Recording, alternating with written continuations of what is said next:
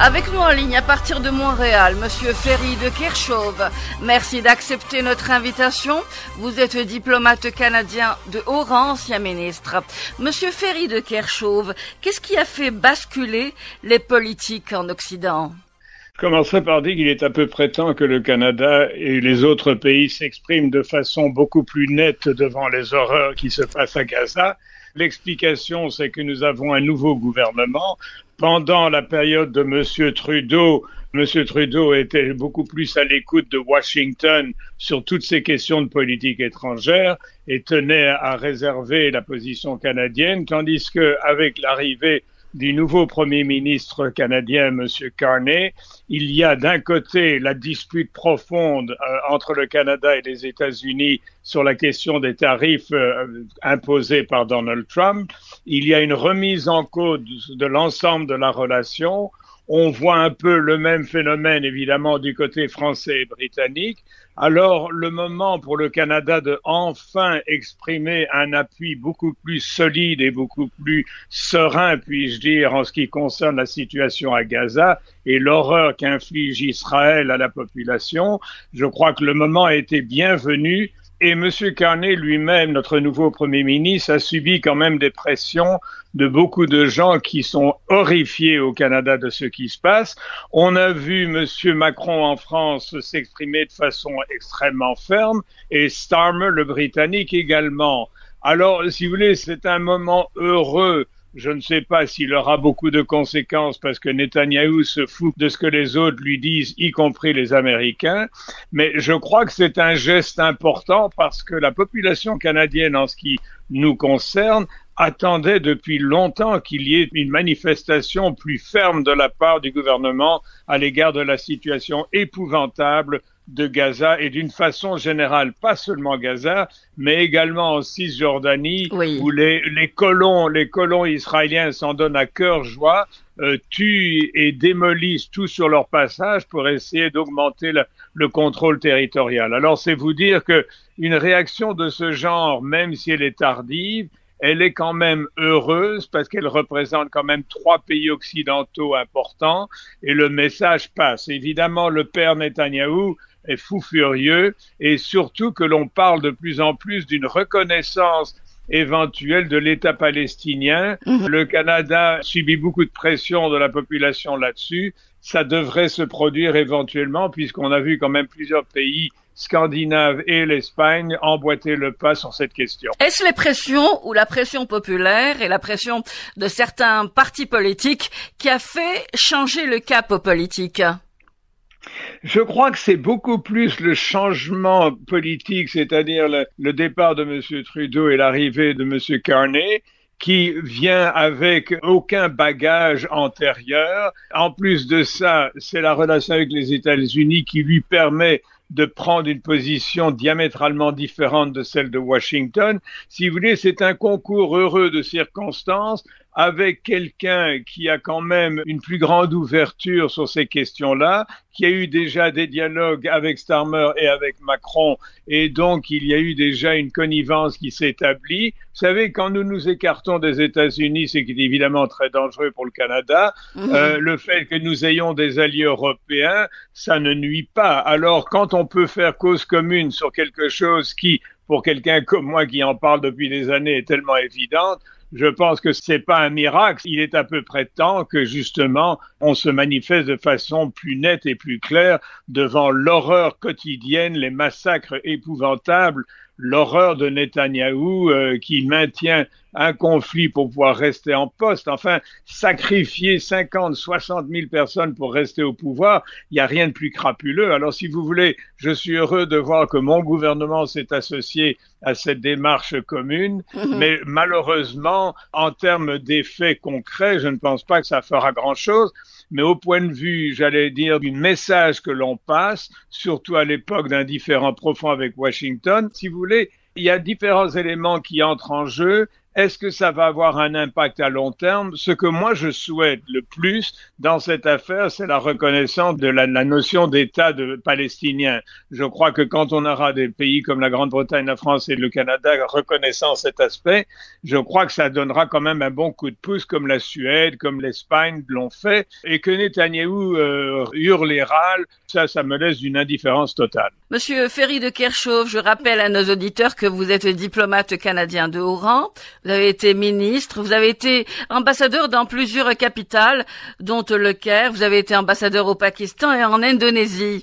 Monsieur Ferry de Kerchove, la Grande-Bretagne, la France et le Canada indiquent qu'ils ne resteront pas les bras croisés pendant que le gouvernement Netanyahou poursuit ses actions scandaleuses. Quelles sont les mesures qui pourraient être prises par ces trois pays? Au-delà de la rhétorique. Oui, je vous en prie. Oui, c'est ça, exactement. Si vous voulez, il y a un flou là-dessus parce que je ne sais pas quel genre de mesures commerciales on peut imposer. C'est certain que je crois qu'en ce qui concerne la livre d'armement que nous faisions quand même du côté d'Israël dans certaines mesures, je crois que ce genre-là va cesser, je crois, mais de toute façon, les Américains subviendront à tous les besoins d'Israël comme ils le font depuis toujours. Je crois que le message est plus rhétorique qu'il n'est pratique. Mais c'est quand même, le simple message lui-même est quand même une leçon extraordinaire si vous rajoutez à tout ce qui s'est produit à la Cour pénale internationale, si vous voulez, l'opprobre contre Israël devrait faire réfléchir les Israéliens. La seule chose, c'est que Netanyahou veut rester coûte que coûte au pouvoir et donc ne fléchira pas de son côté. Quand on pense que ça fait des mois et des mois qu'il y a très peu de vivres qui rentrent à Gaza, ça s'appelle un crime contre l'humanité. Et je crois que cette pression quand même de 3 pays du G7 va quand même avoir un certain impact à plus ou moins long terme. À court terme, Netanyahou va rugir et condamner. Du côté américain, je crois que le soutien reste le même, mais je sais que Trump commence à en avoir ras-le-bol de Netanyahou. Le but de Trump, c'est America First, à condition qu'il n'y ait pas des conflits un peu partout. Alors, sur la Russie et l'Ukraine, je crois qu'ils ont laissé tomber les bras parce qu'ils commencent à se rendre compte qu'il n'y a aucun mouvement véritable du côté de Moscou.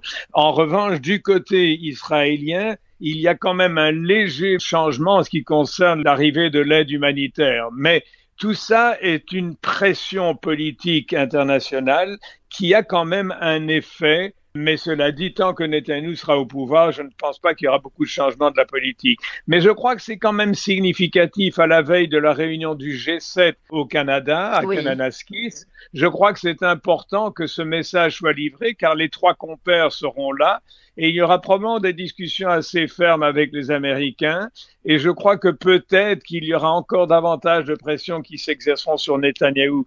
Le seul problème, c'est que Netanyahou a besoin d'une guerre permanente pour pouvoir rester au pouvoir avant qu'il ne soit traduit en justice. Et Netanyahou, 40-50 000 morts pour rester au pouvoir, c'est de la bibi. Et je crois que ça nous rappelle au fond l'horreur de l'époque de la Nakba où les milices pas israélienne à l'époque, ou en tout cas juive, tuait tout ce qui bougeait en Palestine. Haganah. Oui, le Haganah, le Palmach, il y en avait plusieurs. Hein, c'est ce qui a créé les forces israéliennes par la suite. Les horreurs qui se sont passées en Palestine, les gens ne s'en rappellent pas. Moi, j'ai le bonheur d'avoir eu un père qui était observateur des Nations Unies en Palestine et qui écrivait à différentes personnes l'horreur qu'il voyait, qu'il vivait. Alors, pour moi, c'est un phénomène qui est presque présent, même si ça fait plus de 70 ans. Alors, si vous voulez, je suis très, très engagé sur cette affaire. Je trouve que le droit des Palestiniens bafoué, notamment par la puissance américaine qui aurait pu imposer une résolution et qui ne l'a jamais fait. Écoutez, quand on se dit que sur toute cette histoire, il n'y a qu'une seule résolution à laquelle les Américains sont opposés, c'est Obama, juste dans les derniers jours de son mandat, où il avait finalement permis justement la condamnation de l'occupation israélienne en Palestine. Absolument, absolument. Monsieur Ferry de Kerchove, nous le disions en début de cet entretien, la Grande-Bretagne, la France et le Canada indiquent agir. Si Israël, est-il indiqué, ne cesse pas son attaque contre Gaza. C'est une déclaration, une démarche qui n'a pas fait reculer Netanyahou, puisque des diplomates ont été pris pour cible en Palestine Palestine, en Cisjordanie, à Jenin particulièrement, Monsieur de Kerchove. Oui, oui, absolument, c'est absolument ahurissant. Mais non, écoutez, Netanyahou n'en fera jamais qu'à sa tête. Il ignore absolument les admonestations des différents partenaires. Et écoutez, n'oubliez pas que Netanyahou a joué Biden comme sur la roulette russe et il a constamment gagné parce que Biden a d'emblée, dès le départ de sa présidence, a dit qu'au fond, il ne ferait rien sur le conflit israélo-palestinien. Quand on lui a posé la question lors de sa première visite en Israël, donc celle qui précédait sa visite après les événements du 7 octobre, on lui avait demandé quelle était sa position. Évidemment, il a, comme d'habitude, two countries living in peace side by side, deux pays vivant côte à côte en paix. Et ensuite, quand il lui a demandé qu'allez-vous faire, oh, ce n'est pas le bon moment. On se demande quel est le bon moment pour le président des États-Unis d'intervenir dans un conflit qui fait des victimes depuis des décennies. Monsieur Ferry de Kerchove, merci infiniment d'avoir été avec nous et de nous avoir accordé de votre temps, diplomate canadien de haut rang. Ministre, vous avez été plusieurs fois ambassadeur dans plusieurs pays, notamment l'Égypte, le Pakistan et l'Indonésie, et vous étiez avec nous à partir de Montréal. Merci beaucoup, Monsieur Ferry de Kerchove. Avec plaisir. Également. Merci à vous. Au revoir.